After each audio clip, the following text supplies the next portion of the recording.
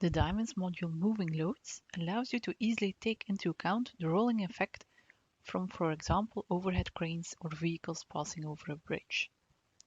You can create in Diamonds a set of load trains. A load train is by definition a set of loads that move together according to a specified path. The path can be straight or curved. A load train may consist of one or more loads. Load trains on different paths can be synchronized by using stops. Diamonds calculates the structure for each position of the load train and summarizes the results in the form of an envelope. Let us illustrate the workflow by means of an example. This is a model of a bridge having a concrete deck with steel beams below. To keep it simple, there's only one lane. As you can see, the tracing of the bridge is not straight. It has multiple curves. We want to model the effect of vehicles passing over. Each vehicle axle is 300 kN and the wheels are 2 meters apart from each other. These pink lines correspond with the wheels, so these are the wheel tracks. In order to model these loads in Diamonds, we first need to create an appropriate load group. So I'm passing to the load configuration and I'm opening the window for load groups. I create a new load group and set the type to crane loads. Just quickly changing the name into traffic and hit OK to confirm. The next step is creating a set of moving loads in the library. The set will be automatically stored and available for future projects. And I'm selecting Traffic Load Group. I open the library and create a new set of moving loads. Let's call this Vehicle 300 kN. The length is the wheel distance, 2 meters. There are 2 wheels, so 2 loads. The loads are only acting vertical. The total axle load is 300 kN.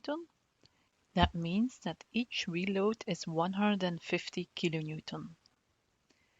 The first axle is at the beginning, so at 2 meters, and that's 150. The second one is at the end and has also 150. And I hit OK to confirm. OK. Next, I select the wheel tracks. In order to have a better view, I will keep only the wheel tracks visible and turn the rest of the model invisible.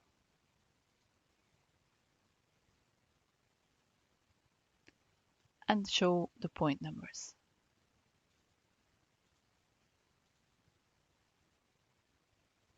We'll increase the font size to 20. I select both wheel tracks and go to Add Loads. Diamonds automatically proposes the longest possible path of connected lines. So Diamonds recognizes that I have selected 2 tracks consisting of several bars.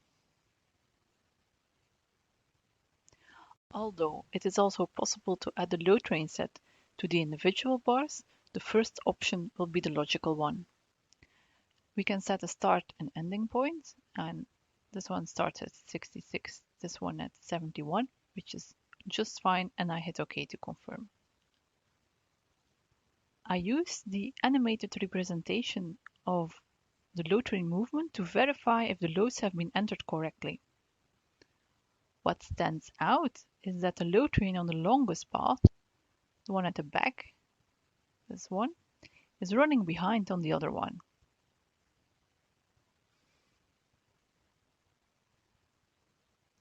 In other words, the load trains on the different wheel tracks representing the vehicle axis are not synchronized. This is not possible in real life, as vehicle axles cannot run independently of each other. These loads should be somehow linked to each other. Fortunately, this can be set correctly in Diamonds. I remove the current loads from the wheel tracks Having the wheel tracks still selected, I immediately add them again. However, now I define a number of stops. Stops are points where the load trains of multiple paths simultaneously should pass. So on these stop points, the load trains are synchronized. Looking at the track, I need to add stops at all major track changes. So that means here, here, here, and over there. This corresponds with points 75, 109, 103, and 108, and 70, 87, 91, and 96. I add 4 stops and fill out the different point numbers. So for the first track, first point is 70, the next point is 78, and Diamonds populates this list with all the points available on the selected tracks, and the order corresponds with the order they appear in the current view. So the next one is 87. I'll have 91. And finally 96. For this one, 75, 109, 103, and 108. And I click OK to confirm. The animated visualization now shows that both load trains arrive on the same moment at the stops and at the end of the path.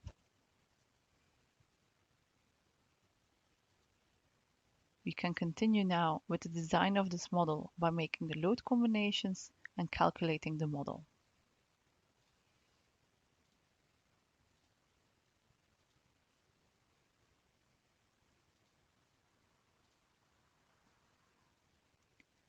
Diamonds has calculated the structure for each position of the load train and summarizes the results in the form of an envelope.